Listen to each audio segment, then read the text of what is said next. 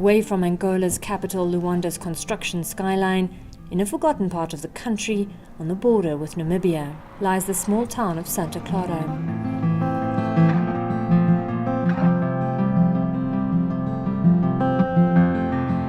Like many other small towns in Angola, Santa Clara has suffered from the impact of years of war, not so much from bullets and bombings, but mainly due to the underinvestment in core social services like healthcare and education.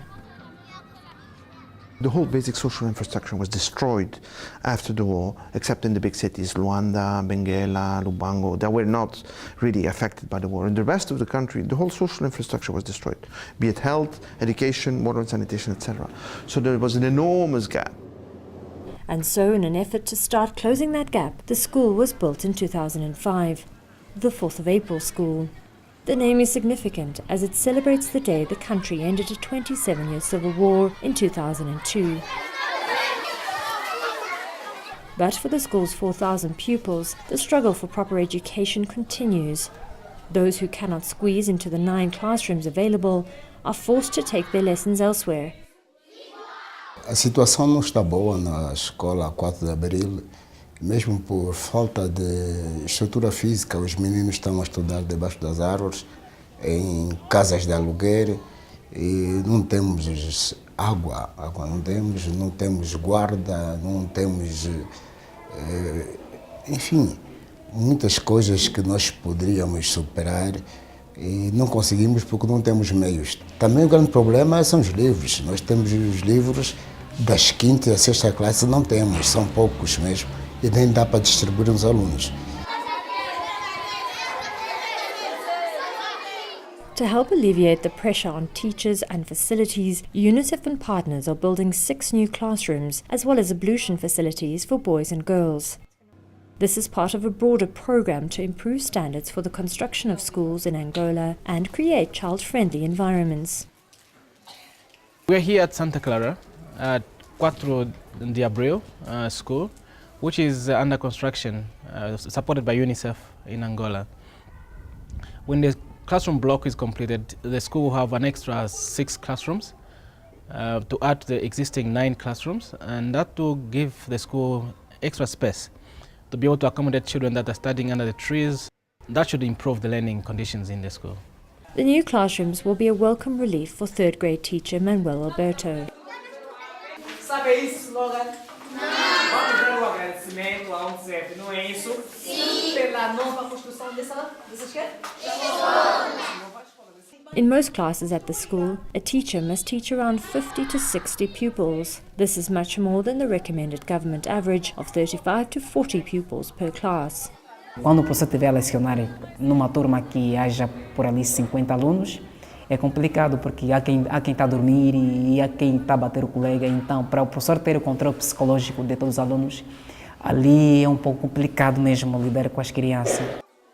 This is not only a problem for the teachers. 11-year-old Nella says she's also struggling with the large number of children in the classrooms. Gosto da escola porque os colegas fazem barulho, o professor está escrevendo no quadro, os colegas começam a brincar, não entendem o que o professor está a falar. But thanks to UNICEF and its partners, this soon should become a thing of the past. Nesta obra que estamos a apresentar, que vai de facto resolver muitos problemas aqui na nossa comunidade, vai resolver porque acredito que aqueles meninos que estão lá na igreja do 7º dia vão ter os problemas resolvidos, se bem que não vamos acabar com o problema, mas vamos minimizar. For Nella and her sisters, the new facilities mean that they stand a better chance of getting a quality education. This is something her mother Teresa, who runs a small traditional brewery, dreams of for her daughters. Merecemos nossos filhos para aprender, para não viver mais como estamos aí mais. Então, nós merecemos ver nossos filhos estudaram. A minha filha está trabalhando no hospital, a minha filha é piloto, a minha filha sabe conduzir, mas sabe conduzir com estudo na cabeça. O que é que mesmo nós amamos muito para ver nossos filhos a viver bem conforme os outros também estudaram. But building a school is only the first step towards addressing the problem. To provide a good education, you need good teachers. As a result of the war, many teachers have not had proper teacher training and have not even completed their own schooling.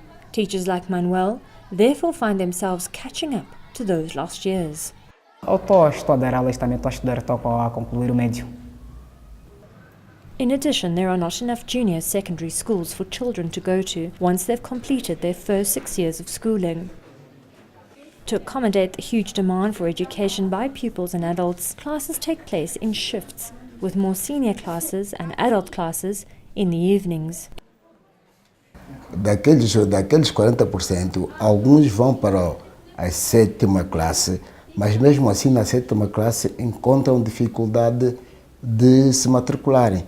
Então, tanto mais que nós viemos agradecer mais uma vez essas novas salas, vai dar uma ajuda muito grande nesses nossos meninos que já poderão permanecer aqui nessa escola.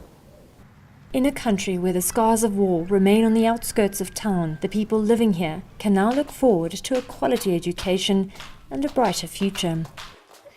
The contribution of Schools for Africa here in this country remains very important. Is that what I said on one hand is that the schools we build provide examples of the best possible schools you can get. So it gives a good example on how the government can emulate those same schools with their own funds. That is only possible if we build them. Yeah?